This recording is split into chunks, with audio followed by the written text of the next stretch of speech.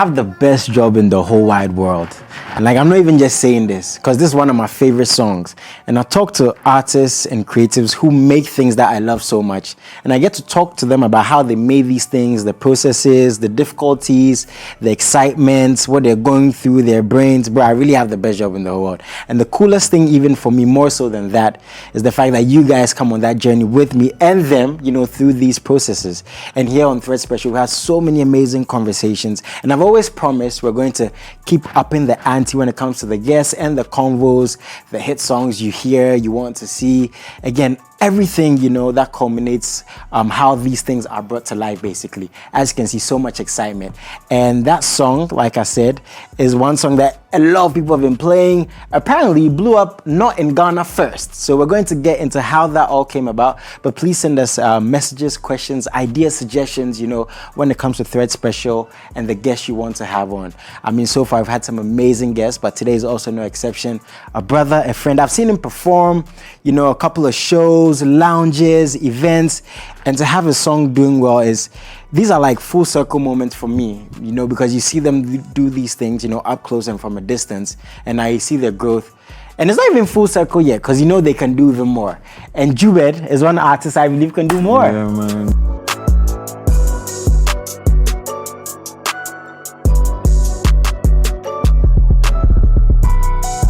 How you doing, man? I'm doing great. Charlie, bro, I'm excited. Charlie. Like, if I am this excited, I can only imagine how it feels to be in the position you are now, having your song go, some may say viral, you know, being a trend on multiple platforms. But I can't just have you here and talk about just the song. Yeah, most definitely. I want to get to know you more. I think my audience deserve to get to know you more, because I was saying off air that I feel like this song, RUWA, can do even more. Even more. We don't have an official video yet. We don't have a visualizer yet. We just have the social media and the lyric videos. That's all, basically. You see what I said? But as I said, man, it's good to have you. How you doing? I'm doing amazingly well. Trust me, man. I'm good. A little bit stressed here and there, but you know, God has been good, and I think it's part of the job. You know, so yeah. Success, right? Bro, it's always good to see that your handiworks or anything that you've been putting so much time on, it's now evolving, and it's now like going to the big stages. So it's like this is like a very humbling moment for me. I'm so happy, so good. Even though sometimes I don't sleep, I wake up in the morning and I thank God, because a lot of people would love to be in this position. So yeah, Charlie, all praises be to God, Charlie. How long have you been making music for? So, I started doing live band sessions. So I was doing live bands at Bella Freak every Monday, and that was like last 2 years. And I got discovered last year. I brought out my official single, which actually blew up in Nigeria. And is this RUWA we're talking about? No, this was. Oh, so that's not even RUWA. Yeah, that wasn't even RUWA. So my official single was Kilo Day, and which blew up in Nigeria. And then, you know, Ghana a bit, but I think quite a lot of people know that song. So what happened was that I went to Nigeria, that was last year. So I'm just taking you through my whole process. Okay, so before we get to your first song, right? You said for the past 2 years, you've just been performing, but you're releasing music. No.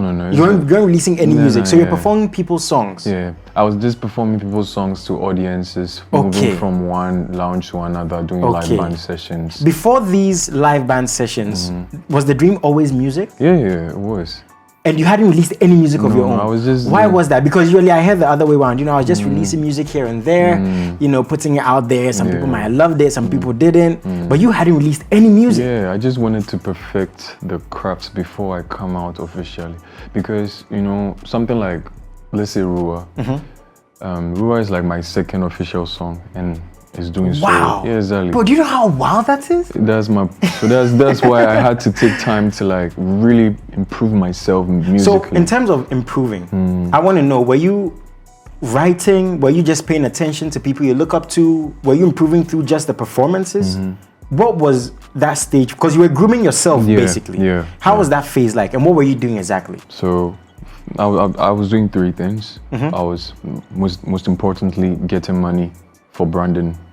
So because these places where I was doing the live bands were very, very professional places. You have to look very good, clean cut, because you know these places were lovely. I mean, I think you've even been to Bella Free before, so you understand. So I had to like hustle with live band sessions. So basically, your work was your music. Yeah, it was my music. Wow. Yeah, I had to hustle.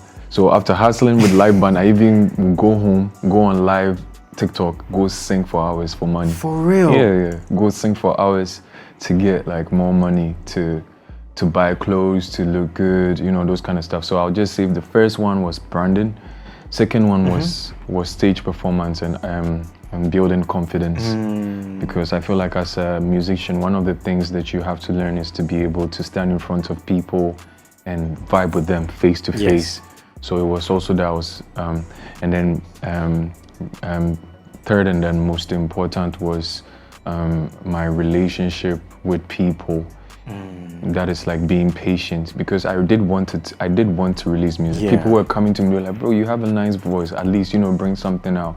But I had to learn how to be very, very patient. Bro, you're a patient guy. Yeah, bro. Because I'm assuming, right, in this process, again, I feel like you're learning on the job. Yeah, I'm still learning. You're still learning, right? Yeah. You're seeing other artists perform, and that doesn't take away from other artists perform, but you're like, I can do this. Yeah. Did you have those moments where you see a video, you hear a song, and like, if I was on that song or on that beat? And how did you deal with these periods of not releasing music? So I was mostly, so let's say for instance, there was songs that were so much. I think Magnum released a song with Spacely and Sina So Mimu. I love the song so much, and I kept playing it every time. And I think I first heard it at Radio Guide. I went to do a live band session at Radio Guide. And I think they were having one of their anniversaries, and I went to have, I think maybe a few people know about that. And I'll be there, people will be performing, you know, sometimes they don't really do so well, but I'll still be at the back. I'll be like, bro, big ups, because you don't know what it took him to be there. I mean, I like that. Yeah, fine, with the craft is fine, like, you know, we can build it from 1 or 2, 3 things, but yeah, no matter how much good I am with my voice, no matter how much good I've been able to prepare for this, I still respect the fact that people are still putting themselves out there. So I'll just be like, oh yeah, I can do it, but give him the props. He's been able to come to the stage, to light up the stage, to make sure people laugh. You know, even for him to even get the clothes, is you know, it's a whole lot of effort. So I was just there being patient and also honoring people, even the people who were even young, because there were some upcoming artists who were so younger than me, and I'll just go to them and be like, yo bro, Charlie, big ups, I'm a big fan, you know, just trying to always be humble to honor them, because it takes a lot for them to be there. So I think with that kind of learning experience got me to this point where, like, I'm so calm, like I'm not in any, I don't want to be in any competition. Nice. I understand healthy competitions in the game always helps. But if I don't know, even if you've seen the way I'm moving, I don't do anything to at your own pace. At my own pace. I don't want to feel pressured. I'm always posting. Fine, people will come, oh, you're posting. I'm like, bro, this is me. Were you doing any vocal training? Yes, of course. I do vocal trainings a lot. On your own? Or on my own. Wow. I know how to play the piano on my own too as well. So on your own? Yeah. The piano? Yeah. That's not an easy instrument. Yeah, bro. How long did that take you? I think I was very young, and it took me like, it didn't even take me months. I think my dad used to play it a lot. I told you, my dad was also like a musician at the church, you know. So normally when we go to church, I'll sit by him when he's playing the piano. So I'll be just watching. So sometimes after church, I'll just go sit by the piano and do something. That's cool. Yeah. So with that, right, your dad playing music in the church, how was family's response to you performing at these events? Because again, you hadn't released any music of your own, right? Yeah. And they knew you were performing. Yeah, they knew you loved music. Yeah, they knew I loved music. How was their response to their boy? Charlie, it was like a curve. I think they were more into the fact that we want you to be better. We want to see you in the future and be so proud of you. We want to see you in the future and we know that we don't have to cry, we don't have to stress because you've gone into a problem and you can't solve it yourself. So I understand sometimes when they were so hard on me, if I go and perform at places and I come back, they wouldn't want me to come inside and punish me and stuff. I understand that, because as a parent, you have to make sure your son is, or because I'm the only son. Did they have a plan for you though? Yes, they did. Like, go to school, yeah, go here, of go course here. they did. They did. I told my mom wanted me to finish my whole university program before I even start music, and I did, and I gave him a certificate before. It was also part of the patient process, because I wanted to do so much. See, when the pressure was coming, because sometimes I was saying, the ladies, they'll come and release something for us. No, Jubed, don't do this. Why are you always singing covers? But I had to be so patient. I'll be like, bro, I have to get this certificate for my mom and my dad. Because it's very good honoring them. But they've been supportive ever since. They've been praying for me. I was about to ask you like how their relationship is now. When they see you, your song is everywhere. They call me every day to pray. They call me every day to thank God. I also even not them. Even I think that how they got to even know of me was my cousins and my uncles. Who are around. They were the ones that called them. Were like, "Hey, Charlie, your son is trending. Hey, what's up?" That's how they found out. So that's how they were like, "Hey, right now you are trending. You get it." And they established because they realized that they have to be closer than ever, because it's a very tough. Like, trust me, it's a very tough. Even though I'm just an emerging artist, looking at the position I want to be is so tough. So I think as an artist, you don't have to be so hard on your parents when they are trying to give you that kind of advice. You should understand them. That's how every parent, that's how probably you would even be to your daughters and your sons. You just want them to have a good life. But what I would just say is that just be patient enough to understand them, because mostly they might just want to see you do so well, because they pray, like now they pray even more than ever. I still go to church. I still go worship. My church is so proud of me. They always pray for me. They are always remembering me.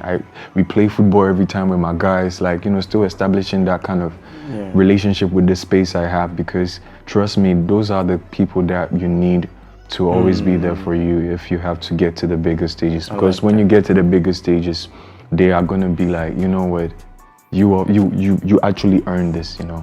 New people are good, like, as along the way you meet new people, they are good. But I would always say that respect, always make sure you still remember the people that supported you from the beginning. Okay, so after school, that's when you start these live shows. Honestly, did you feel like that was sustainable in terms of, financially, even emotionally? Because as a man, we have to work to eat. We have to work, right? You're putting yourself, or you've put yourself in a position where your work is what you love. So that's a good thing. Now, making money off what you love is a whole other thing. Right? Some people might have performed for 2 years, 3 years, 4 years, 5 years before they had that hit song. Thank God, yours came. I thank God. So, bro, you don't know how much pressure has gone off. I'm exactly. like, Charlie. But that's why I want to know, within that 2 years, right? You're performing, you're making money, like you said. You're meeting people. But having a song out there is a whole it's a whole thing. new journey. So did you feel like that was sustainable? And how long were you willing to do that for? So from the starting, I would say shout out to Glenn. Glenn is, I don't know if he would want me to do this, but Glenn is the CEO of Ground Up. So Glenn gave me one of the studios he had to sleep there, because I genuinely just went to him to tell him that I wanted to improve, like whilst I'm doing my live sessions, I was also be improving how I record in the studios. So Glenn was like, you know what, I have a studio, and there were also guys like who were coming up. Shout out to Kimati, shout out to Alberto. Like, they were all good people who were just there around, who would definitely be there for you when you need help. So that kind of, I wasn't staying at home. So I was, even though and mommy and dad were cool. They weren't cool.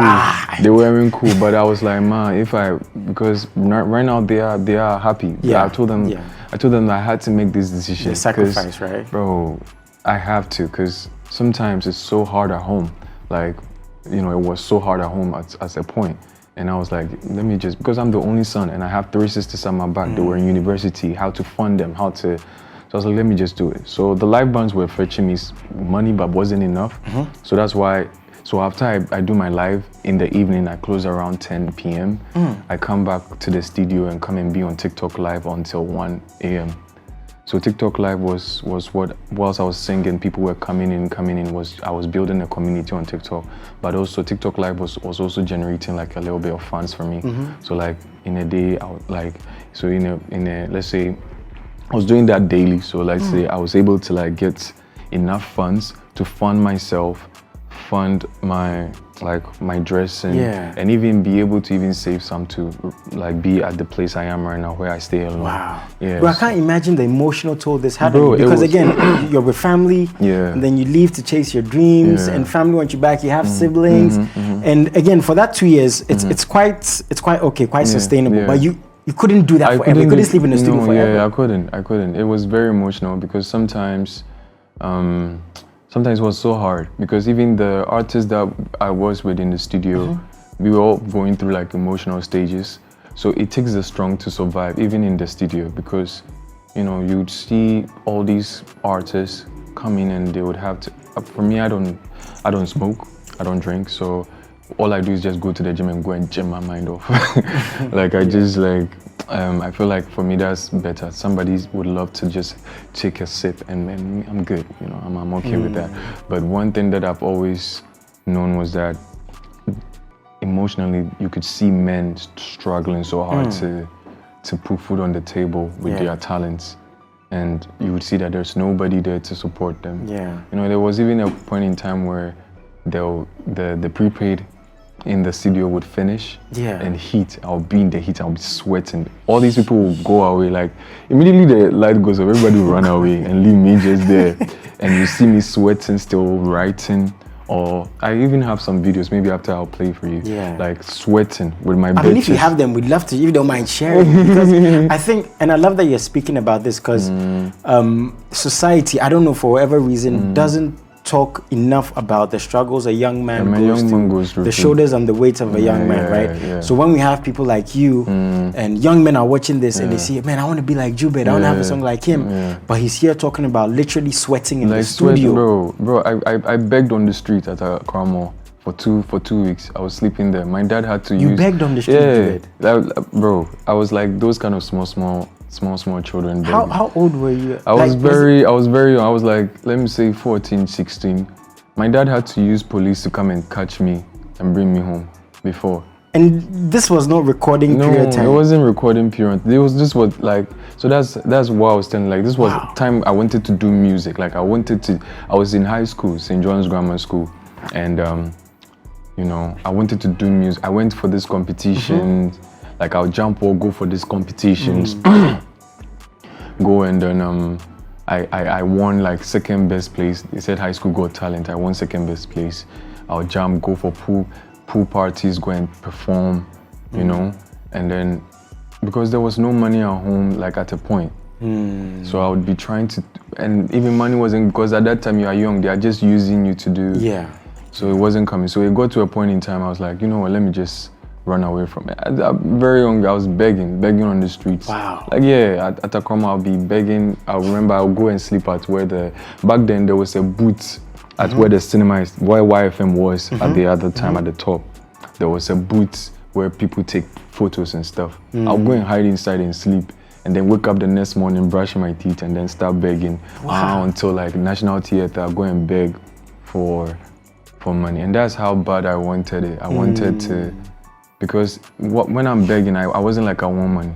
I was telling everybody I can sing, so can they give me an opportunity to sing to them so they can give me money? That was what I was doing.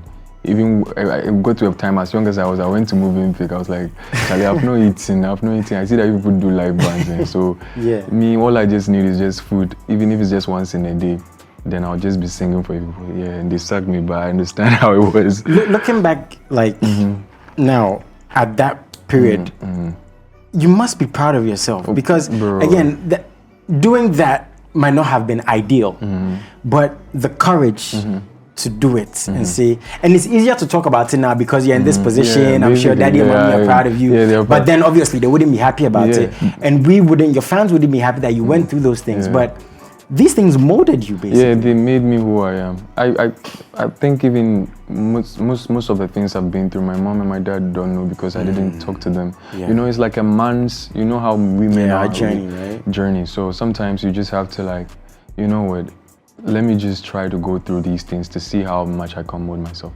My only thanks to God, it's not even only, my big thanks to God is that I didn't die through these kind of things, because it could have been I'm sure easy. there's some things you can't even share. Yeah, you can't even share, man, because it was very it was very hectic. But I think maybe once I'm going on in the journey, when I get to a point, I'll just have a big show where, you know, it's going to be music and concert, but just also like invite people to come talk about these their things. lives. Bro, so for sharing this here, yeah. I am grateful. Yeah, you know, I man. am humbled that you're able to talk about these things. Yeah. And people are going to resonate with your journey even more. I think even beyond the music, people really connect when people share their stories and talk about these things, right? Yeah. I'm going from home, daddy is in police to bring you back home. Bro.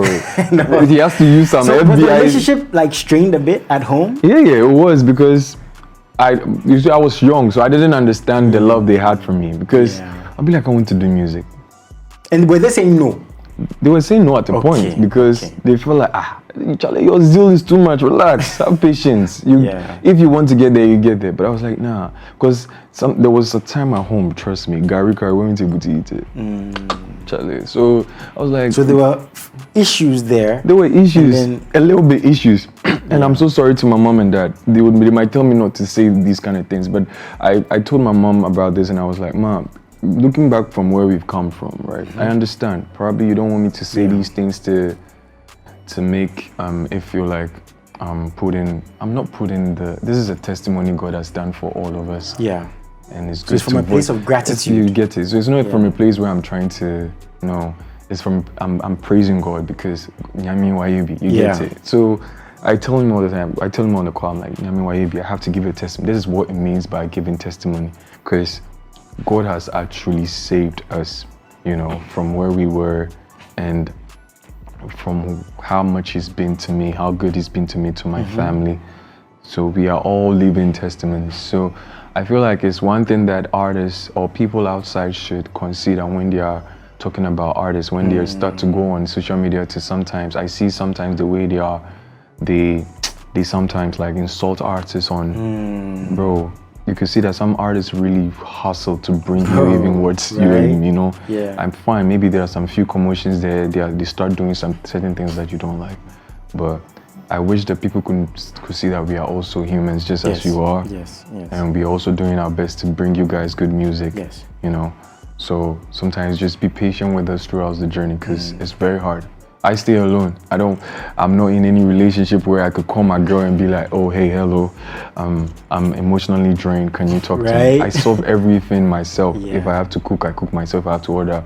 If I'm emotionally drained, I have to go to the gym, go work out. Sometimes I can work out the whole day just to. But I need to go to the gym with you. I need to follow Jubed to the gym. Bro. But bro, I really want to thank you and commend you for sharing the little that you had, because I'm sure it's not easy. Even for myself, like I've built up, I'm like super masculine, right? So I don't like sharing these things. Exactly. So when I'm talking to someone, and I'm always usually very secluded. So when someone is able to do this, I'm like, whoa, bro. Yeah, bro. Like, sure, I might not even be. Maybe the reason why I'm sharing is just because at the end of the day, God has the journey. When I look back, I know that bro, Charlie, I was saying that's why. But me like this, I'm just like you. I never voice out my opinions. No. Right? Bro, I would solve it. Bro, I can be so down.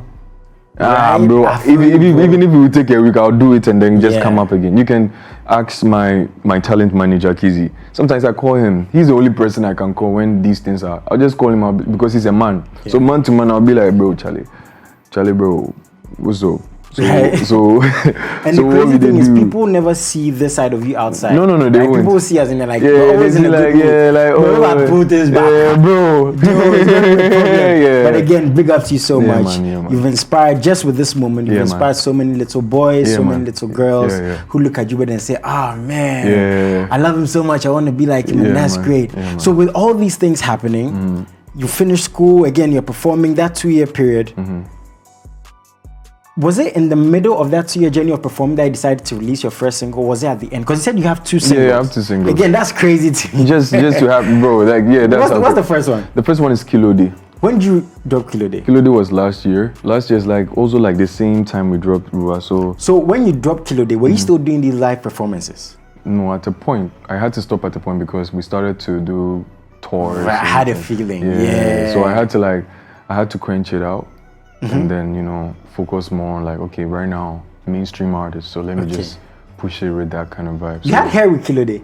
Yeah. You remember? You Dread. Bro, I did it. But the thing is that this actually loop was what I wanted to go with. But I feel like, when you're starting music, you feel like, oh, okay, right now I'm trying to start to look for my brand. So I'm trying to Yeah, I get that. see. But then I feel like, man. Were people mad at you? Like, oh, why'd you cut your hair? Yeah, they did. But at the end, it got to a point in time, they were like, bro, I love this. You're fine. I'm like, yeah, thank you. Yeah, and this is so much less stress. Yeah, less stress. It's not now that I'm going to do. You're going to do this, you have to clean it. I'll be into you hard sound. Yeah, shout out to Kosti, man. Welcome to the gang. Kosti wants to go back. Okay, for me, I don't, maybe, but you go back? I think, no. For now, it would take a long time for me to go back because, I can sleep and, hey, Charlie, hair, bro. Hair is work. Hair is work, I see, the ladies that do, because hair is work. I could sleep, I can't, then I'm like, nah, bro, I couldn't. So, I was like, one day, my manager was there and I showed him pictures. They were like, hey, I was like, yes, I've cut my hair. They were like, I used to show you all this. I was like, yeah, this is. It seems like there's a lot of intentionality with you, your branding. Because, like you said, in the start, you wanted to be seen. Yeah. You were grooming yourself. 2 years in performing, you decided to release your first song, Kilo Day, at a certain point. Yeah. Where does that come from? Is that from a creative point? Is that like you're saying the team? Is that something you think about before your next steps? Because I'm assuming if you've done that till now, that's going to be what you're going to do moving forward. Yeah. Is that the plan? So first of all, I'll say it's from my church. My church taught me how to be very intentional and very disciplined. So shout out to my church. I won't say their name so that shout out to my church. Secondly, from my parents. Thirdly, from my team. The head of my management, Jesus Christ. After I'll tell you so you understand because I think you know the person. Okay. So he's so intentional. This guy is massively intentional and he works so hard. Yeah, he works. Everybody knows him. So but you won't get to put that out. Yeah. No, I don't. Okay. I don't know how you feel about that. I get that. I'll just tell you after. Don't worry, me and you. Okay. But he works so I think I got it from and everything was like God time because he was actually when he came I was like, bro, this is the right time because he was the how I got discovered was I was singing at the Bella Freak one time. One of those Mondays, I come and then I see all the industry people there from Kim Promise's management, Kiddy. Wow. Bro, everybody was just sitting and then they were looking at I was like, yeah, why, do they have a program? No, because I know this is singing I'm about to do. Yeah. So wait, this was one of the normal nights? Normal nights, and everybody was Had you released Kilo Day by then? No. Again, before this performance where your manager has gotten these people together, you hadn't released Kilo Day, or you had? No, I hadn't. Wow. Yeah. Okay, at what point in your journey did you meet your manager or your record label or your team? Yeah. Was that? It was like when I was doing the live sessions. Oh, when you're doing the live sessions. Yeah. So that's when they discovered you. So that's when, I was just there. So just as I said, everybody came, all the industry people. I don't know, maybe they had a meeting about something. Yeah, they probably did. Yeah, just, something about maybe Ghanaian music and improving it. So I just took the mic, did what I always do every Mondays. Were you nervous? Or I wasn't. Okay. I think I was only nervous because the person I talked to, the manager was sitting in front of me. Yeah. Kizzy was also there. Kiddy was here. So it's like, that's my boy. Yeah, you get it. So he didn't actually know me. He didn't even know I could sing. So I started singing. And then right there, he took his phone out. Everybody took their phone out from Gomsky, Funks. Damn. Yeah. Bro, that's a wild lineup. Yeah. So everybody took their phone out. They videoed it. The next, I think when I go home, so he placed my name. He had a lot of artists on the sheet, so my name was last cry. Okay. So me, I thought like, oh, maybe Charlie. It's vibes. Bro, I woke up. I think when I go home, immediately I go home. So I close at 10. I go home like I go to the studio, back to the studio to go and do my live things around 11 p.m. And then I saw that he posted me, tagged everybody, Tunde ignored everybody. Sheesh. And then that's where everything changed. Yeah, everybody. So at this point, were you signed onto a record? I wasn't signed You to weren't anybody. I even didn't signed? even have any management. Wow. So this relationship was from someone who just believes in you.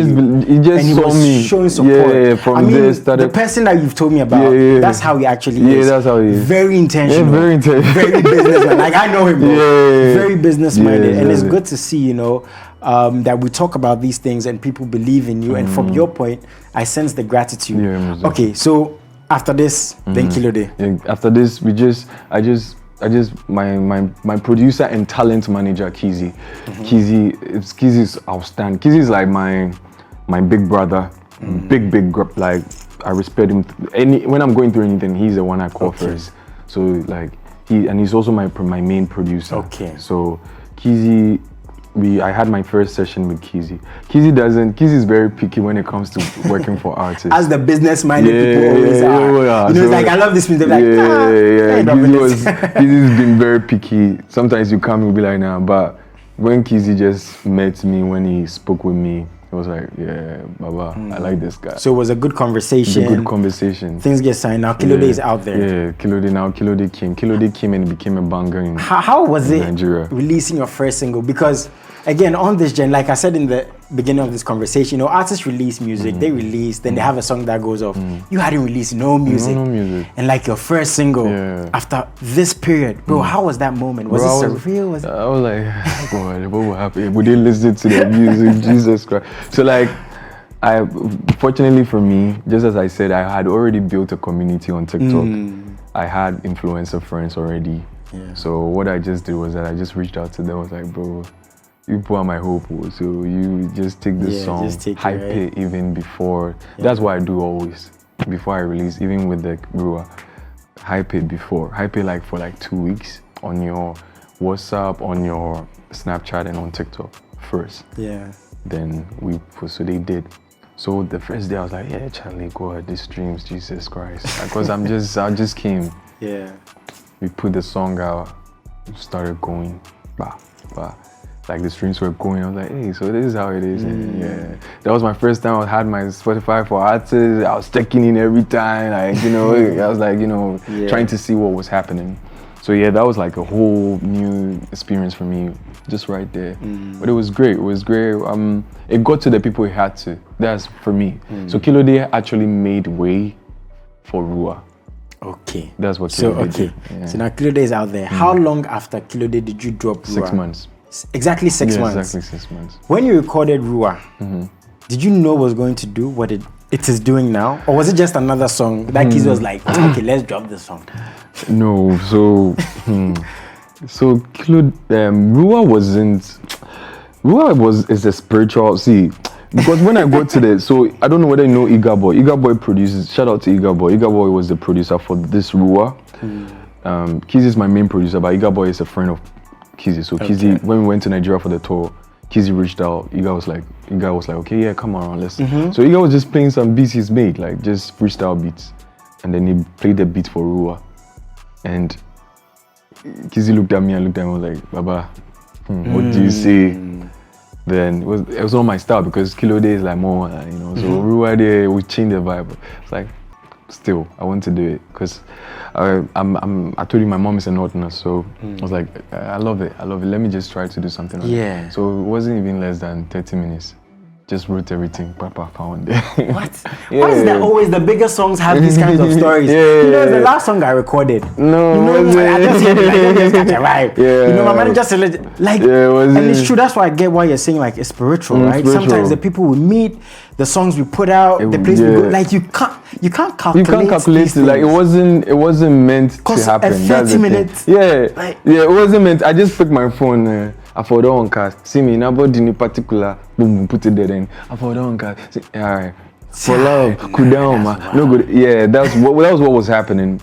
And the producer is also I always tell artists, always get a producer that genuinely also like loves you. Yes, I like agree. he genuinely wants to work. Yes. It's not somebody who come and fanfool you. Yeah. You get it. Somebody who sees something that people don't he really, see, right? He really wants to work with you, because that's also the kind of connection I have with Kizzy. Okay. So whenever I'm recording, Kizzy's always around. Yeah. So when I'm putting the songs out, like when I'm putting the lyrics out, and then Kizzy will be like, let's change that to me. Okay. You know, and then I'll do it. But I write everything by myself. Nice. And he would just me to that, me to. Okay. So that's how the recording of the song came and I love that. I even sometimes, sometimes when I'm recording, I even want the producers, because all extraordinary minds, they create something big. So I love it when even the producers are their stuff. Yeah. Like I really want to. Oh, so what do you have? Do you think this is good? Oh, okay, let's change it to. Then I'll pick it. So when we recorded it, so one thing is that I think every artist. So just as you said, most of the hit tracks, they be like, I didn't know, like I just did it. So normally tracks like that is you don't have to underestimate it, never, because tracks that you make it in a span of like short moments, bro, don't underestimate it. And immediately we did it, we knew that, nah, bro, this is different. I sent it to my manager. He was like, this is what happens when you come to Nigeria. I'm like, yeah, man. So okay, that is exactly like, it was like exactly how right. This is what happens when you come to Nigeria. I knew it. So just believe in me. You know, exactly. Yeah. He just loves it when artists are learning from different parts of the years. You know, sometimes he even talks to the Nigerian artists like, yes, you're a Nigerian, but come and learn something from Ghana. Because even all the big artists talk about Burner came to Ghana, Rema came to Ghana, Davido came to Ghana, Mr. Easy Wizkid came to Ghana. So I feel like there's something here that maybe our people are not realizing it, but there's something about the Nigerians that they do. Whatever happens to them, they always go to another country to go pick a vibe, to go pick something. There's a gold, you have to pick it, put it in whatever you do. So that's what I feel like, let me just go to Nigeria, because what is happening in Nigeria that me as an artist, I can be able to learn. I even wanted to go to South Africa to even go and learn something. So that's how I am. I love to go to places to pick, what can I learn to put together? So when I went, I just found this masterpiece. I was like, let me just pick it, bring it to Ghana, make it something. So you took the song and went to Nigeria?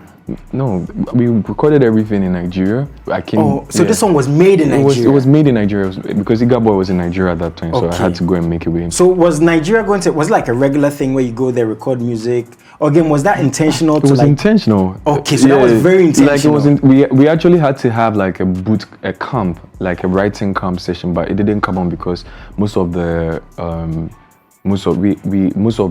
do you call it, producers were all like on tours and on shows. Okay. Like big people, which we wanted to meet. They were all on tours and shows. So I think Iga, VTech was also one of them. We went to VTech, we went to Made Smith, we went to we went to Iga Boy. So we were just touring, but whilst we were touring, we were just learning new stuff. We go to one producer after the other to and see making music. So basically, you started promoting in Nigeria. Is that fair to say? No, not at that point. But I started promoting RUWA on TikTok first, like for 2 weeks. So it had already started trending in Nigeria first before it even dropped. Wow. Yeah. So basically, the song blew in Nigeria. Yeah, so it blew in Nigeria before it even. Oh, that's wild. Yeah, I started promoting it on TikTok. Called some friends in Nigeria, influencer friends. Shout out to I've forgotten his name. Okay, Samuel Banks. Thank you. Yeah, Samuel Banks. There's a video also with you and a couple of women behind you. Yeah, that one we did in Ghana. I just went to is it Kokomimi or something? Konkomba or okay, so you market. Went there. Yeah, we went there. So this was do you know why this is interesting to me? Because it's like when we're hearing the song take off here, like even more so, it was doing well somewhere. No, it's already been on the chart in Nigeria already, even before it came to Ghana. Okay, so that's the video. Yeah. And bro, I love the visuals, like you're just singing, moving around. We were intentional. We just wanted to do it for the culture. Have there been like misconceptions about where you're from, like they're Nigerian? Yeah, a lot. Oh, they have? A lot. Like when we released this, Nigerians were, shout out to, so there's a sample in the song, the chorus. Sankira Ruwa Yanzuruwa Nataru Gansu. So it's an awaza for everybody, but there's this one Nigerian guy who did it. and it blew up on TikTok first, like I think 2 years ago. Okay. So Iga sampled that sound and put it in there. Oh. So when he did that, I think Nigerians were coming at me. They were like, "Bro, you came to stay." I was like, "Bro, you come and do Ajwa in terms, come and but please, what did you say again? And can you explain it? Like they come and do Ajwa. No, the Hausa. Sorry. So Sankira Ruwa Yanzuruwa Nataru Gansu. It means that we called for rain. Now the rain has come and it's drowning us. So I put it in the face where we called for beauty. Maybe I was chasing this girl because I liked her body, her beautiful, sometimes we do that, we fall in love with sometimes the outward appearance. And then I thought that she was like my queen and everything. Bro, you're saying every man's story. Yeah, exactly. And then I went in and then this girl is actually drowning me with her beauty. Like, so that's what the song's about? Yeah, it's more like a heartbreak song, but people think that, it's and we are jamming to your heartbreak, that's crazy! Yeah, we're jamming to his heartbreak! You're jamming to my emotional... But is that a true story? It is a true story. It's a true story? Charlie, it's some pretty girl, Jesus Christ. This girl was so you had your heart broken before? Yeah, of course, once, and that's it. I was like, nah, bro. Oh, you're just like me! No, bro.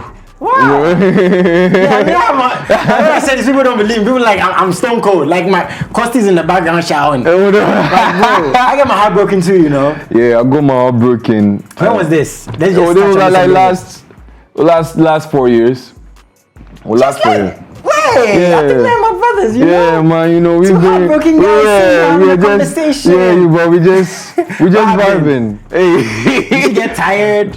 No, it wasn't like, it's a heartbreak. I didn't bounce. No, it's not. Okay, she actually still loved me though, but she did something which actually caught me off guard. You know how it is, like, bro, every Saturday, bro, I'll go to I've hustled for money. Now I'm getting money. I'll be using money to... Bro, every Saturday I'll go to Accra and go and buy perfumes, dresses for this girl. I was apologizing every day.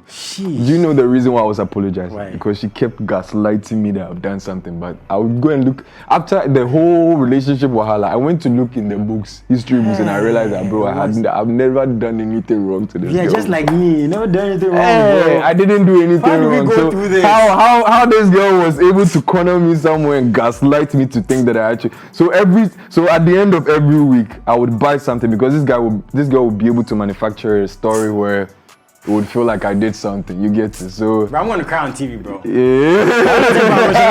Like I'm always ice cold. You see?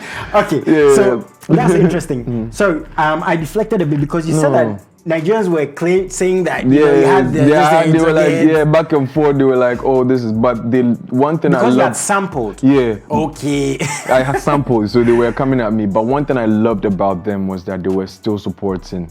Bro, these people hyped the song in their northern parts of, like, so in Kano, we were topping charts in Kano, we were topping charts in Kaduna, right? Wow. Kaduna, Kano, and then Lagos, we were topping charts in Abuja. Like, bro, so it wasn't like they would just let you know that, okay, you've sampled. But they were playing it everywhere. Okay. Bro, it got to a time, all they are ready. That's a form of love, right? Yeah, we love it. Yeah. We got a lot of accomplishment. I think first 2 weeks we got #1 airplay on Cool FM. Cool FM, yeah, the biggest FM in... Sorry, not the biggest FM, but like, one of the biggest FM in Nigeria. Sorry about that, yeah.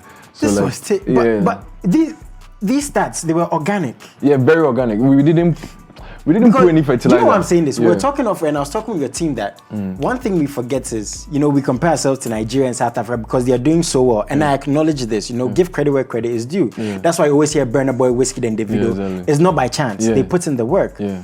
Bro, to blow in Nigeria. And we're talking about this. Lagos is what? It's 30, like 20 million people? 20, 25 million.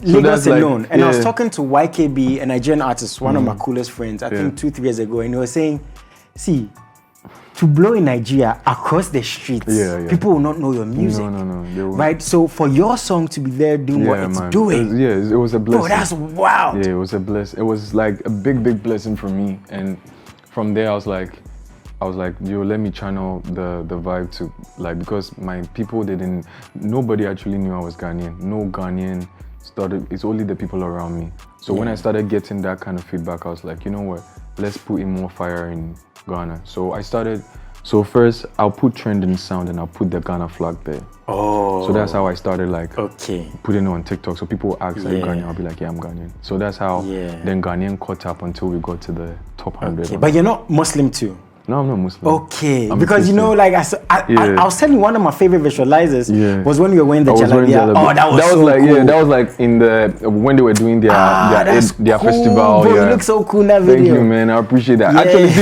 people growing up, people actually thought I was Muslim because I look very northern. Okay. You know, my mom is a northern, so I look very northern. Yes. But you are Christian. Yeah, I'm a Christian. The thing is, everybody's enjoying the music, so that's good. Music is music. Yeah. Both Muslims, both Christians, everybody's enjoying the music. Oh, that's so cool. One thing is the social currency of the song. Sarkodie posted it. Nana Mama Brown is jamming to it, and it goes on and on and on and on. How does that make you feel? Bro, it makes me feel. So when Sarkodie posted it, I was like, did you know? Bro, we didn't know.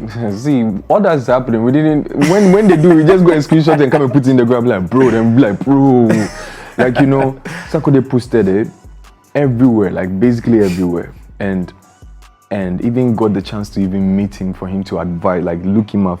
Bro, this is like remember like then times, bro, we used to rap to every and we still do, right? Bro, we still do even now, like bro. So he held my hand, was like, bro, put your head up, Charlie. And I was just looking. I might not even have listened to what he was. I was just going to like my mind and was like, hey Charlie, Sarkodie is in front of me. Sarkodie, right? The crazy thing is, he still does this, like... He still does this to and people. You still get emotional. Like, it's still Sarkodie. It's still Sarkodie. Like, I respected that fact. Yeah. And then Nana Mama, every time Nana Mama Brown sees me, it's like a mother to me. Always like, hey, like, she's so, that woman is amazing to earth, down to earth. She's so supportive. She's always helping me out. Jocelyn Dumar too also. Yeah, so she posted. Yeah, she posted. Right? And That's she cool. even came to give me thumbs up in my DMs. I was like, hey Charlie, what's happening? You get it. So from that side with all these things happened, Kwame MP also came. Like Kwame MP just came to the DMs, was like, big shout out to Kwame MP. He was like my brother, like, because I'm a Tema boy too. Okay. So he was like, my brother, like, man, I love your track. Spacely, like everybody was coming. Shatawale even put in his favorite songs. Sheesh. Yeah, but I want to really, Shatawale, please, I want to really meet you. Just don't put in the favorites. I really want to meet you. So hopefully, So that's when you met Sarkodie. Yeah, this is where I met Sarkodie. So I went to support my creative director, who is Trendy Rails. She's also the creative director for. Bro, your team is wild. Yeah. You have Trendy on your team? Yeah, Trendy's legends. Creative director. Big shout out to her. She was the one that's been styling me like for most of my shows. Afrofuture. What was Sarkodie saying? Bro, a lot. Do you remember? I remember. I remember when he told me that I should put my head up. Nice. You know, basically when you are one thing he said to me that really touched me was like, he said when you're in the booths or when you're singing songs or when you're recording a song, you realize that there's nobody there and you put your mind to it and you record it. So when you bring it out, why do you still want to listen to everybody's comments? Oh, no. Yeah, so you see how deep that was. No, bro. Yeah. We have to cut this. Yeah. Now I see why I'll be this already. Yeah. Bro, that's crazy. Yeah, when you're recording the song, there's nobody there. And you are so happy recording it. So when you bring it out, why do you want to wait for people's this one before you become happy about the song? You know in life you pick up gems? Yeah. No, I'm picking this up. Yeah, you have to. Like, and it's true, like we get so bothered by what people say. From family, sometimes friends, colleagues, fans, haters. Like you just have to do it. Yeah. And those who are going to accept it are going to accept. Oh, bro. Yeah, so, thank you for sharing this. Man, I wanted to keep it to myself, but I feel like let me just give it to people. Yeah, now I've got new Vim today. Yeah, so that's what Sak said that I picked. He was like, bro, nobody, because when you're in this, you are so happy. Oh, Charlie, this is a banger. Still maintain that composure. One comment shouldn't bring you down. Yeah, it was like maintain it. Maintain that happiness, that smile, even if you get just one stream, maintain it. I like that. Don't ever change. Bro, since Sarkodie has said this, what did Nana Mama say? Alright, so Nana Mama has just been like a mother figure. Oh, hey, I'm always here for you when you need me. Nice. You know, she loves to hug, so she gave me like a very good hug, and it was like, you know. RUWA is doing so. She told me that RUWA is doing so well, and I was like, yeah, all thanks to you. It was like, yeah, all thanks to God too as well. You know? Charlie, bro. Yeah. I mean, I can't imagine, and a lot of people can't imagine how it feels to be in these shoes. But one thing from this conversation is the humility, the gratitude, the fact that you want to work. You just want to make music. Bro, I just want to make music, man. And I appreciate your team and your manager and the effort they've put in. Again, it's like your story is a bit reverse, because again, you didn't release music. Your first 2 songs, fire smash hits. Your music blew in Nigeria. We didn't know this. Came to Ghana, you know, and usually for artists the other way around. So it's like these stories are very organic, you know, very spiritual, even though you're very intentional with the work. So RUWA is out there. It doesn't even have an official music video yet. No, it doesn't even have an official visualizer yet. It just has lyric videos. Yeah, and it's just. And we're not done promoting RUWA. No, we are not done at all. So we are not done at all. Usually, what happens is we get a big remix. Okay, sure. And your team is in the background saying, "Man, I don't want to say anything." Nah, don't do this. Baba, they give me eye. Like, nah, you know. Baba, you say what's up? Make it relaxing. Bro, we're family. It's a big surprise. But yeah. Okay, but personally, I don't know if you care to share this too. If there's anybody you could work with, anybody in the world you could have on a remix, on a project, who would you pick, man? I have a lot. I have Burner. Oh. Yeah, Burner. I'm Olamide.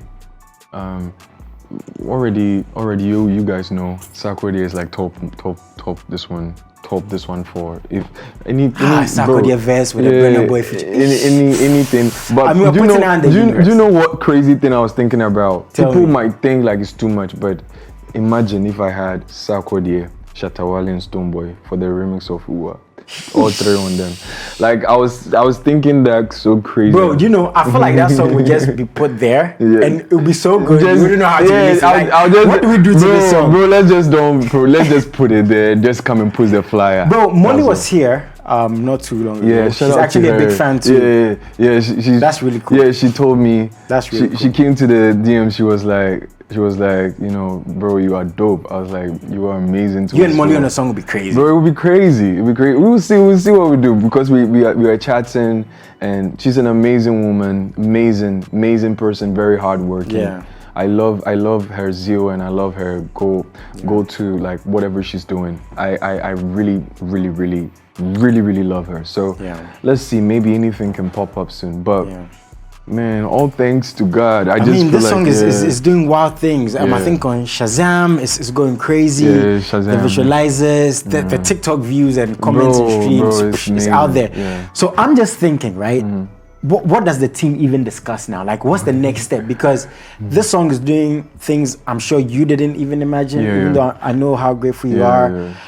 Is this going to lead into more projects? I said maybe a remix. We don't know. My brother doesn't want to say. Maybe a full body of work.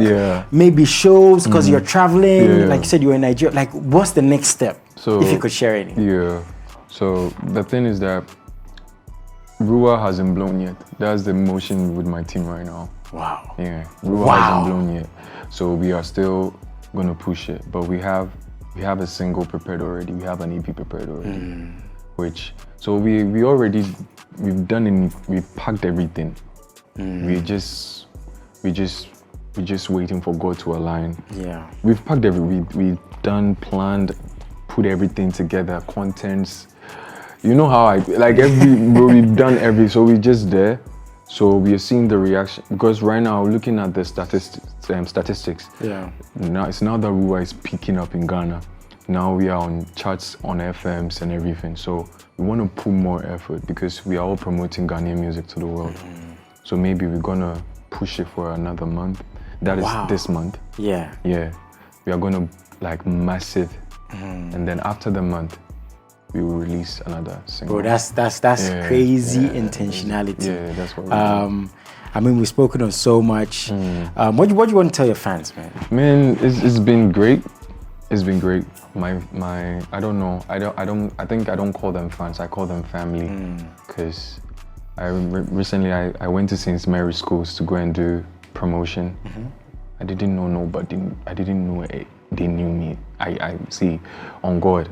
I just picked the mic. The host was like, "Let's welcome Jubed on stage." I went screams. For real? I wish we had the video. Bro, I think it's on my socials. I'm sure we'll get it. Yeah. And put it into this. Yeah, like, bro, it was crazy. They were pulling Kizzy himself because we are starting, so we don't have a bodyguard. Yeah. Kizzy himself had to come and had to come and hold me from there. That's and we had to, we had to come. I'm going to talk to my mom. Like, too much. Like, that's my boy. That's my boy. You saw when Sako there like made the videos like, give way, allow. I'm like, Jay, that's my boy though. But that's cool, bro. Yeah, so I didn't know, and now everywhere we go to, you know, I'm just even starting to realize that we don't have to show ourselves a lot because now everywhere we go to. Recently, I went to that Kramo just to go and buy my random things, and everybody. Bro, like, you can't go there. Yeah, everybody as regularly, like, Jubed, like, you know. So like, I just want to say it's been great. Like, it's been so amazing. I'm so this is the video. So we've got the video. I didn't know. I didn't know. Wow. I didn't know. I swear to God, I didn't know these. They were pulling. We had to even crop some of the videos out because it was looking very like, bro. They could pull me in. Wow. It was amazing. That was the militant dance. They came to support to us all. Hey, see my boy dancing. Yeah. Oh, that's cool. Yeah, it was amazing. It was amazing. So probably we are also planning on maybe going for more high school because now we've seen that the ladies are catching up. It was amazing. Even after the show, I was taking hugs like throughout the whole entire block, even with the madams. And this is just the start. This is just exactly my point. So that's how crazy it was for me. So I just want to say I'm so humbled, like Medamuni Namase, because it's been so much of a big journey. Like I'm not talking even about music wise. Like my life itself has been a big journey. The way I was being born. It's some, bro, like I wish we're gonna have like more of these conversations. Yeah, more of these conversations where you would actually like, bro, we'll talk about these things. I've really been through thick and thin. I like that. Yeah, I like that. I'm so honored to get to this part. I know a lot of people deserve to even be in this position and they would want to be in. So for me to be in this position, I just want to say thank you to every fan, every person out there who's listening to RUWA right now. I love you so much. Keep listening, keep supporting. I have more projects coming on. You don't have to worry. You don't have to rush. We want the music. Yeah, but I don't just be patient with me. I'll bring it out and keep pushing RUWA because our main motive right now is to put RUWA #1, which is going to be, I'm promising that it's going to be the #1 song in Ghana very soon. Nice. Yeah, man. It is. For those who don't know, Jubed is your real name. Yeah, Jubed is my real name. Okay. Jubed is my real name. My mom named me that. Okay. My dad also named me that. So yeah, Jubed is my real name. I love you all. I genuinely do. Nice one. I love you. Bro. I love this is your home, bro. Thank you so much. It's good to talk to a brother. I've seen you perform so much. To yeah, have these conversations. man, bro. I remember. Bro, do you want to give your girlfriend a shout out? I already told you I don't have people I talk to. Y'all saw what I did there. Jesus Christ! I already told you I don't have. Please find my brother. Support his music. Let's get the YouTube videos up. Yeah. Let's get the streams up. Let's keep Shazamming as much as possible. When he has concerts, please let's go out there and support. You know, we sit here and talk about these things, but going out of our way to support these artists in person too is a very, very big thing. We don't take this for granted at all. We appreciate that you listen to these conversations, and from this conversation, you've heard the humility, you've heard the gratitude, the appreciation for how much you guys have shown in support. And I also want to say to all the colleagues out there, like you said, Jocelyn Dumas, Sarkodie and Anama Brown, the names go on and on. It goes on. Molly and everyone who's shown appreciation. Yeah. We appreciate you so much. And I want to say, this is your home. Yo, thank you so much. Please come to any time. I've loved the conversation, God bro. bless you. I wish you could go on and on. Yeah, like, man, God bless you know, we do this. God to Kosti, to the whole team. We appreciate you so much. We do have to sign off now. Have a very good one. This has been Thread Special with your host, Jason Elite. God bless you, man.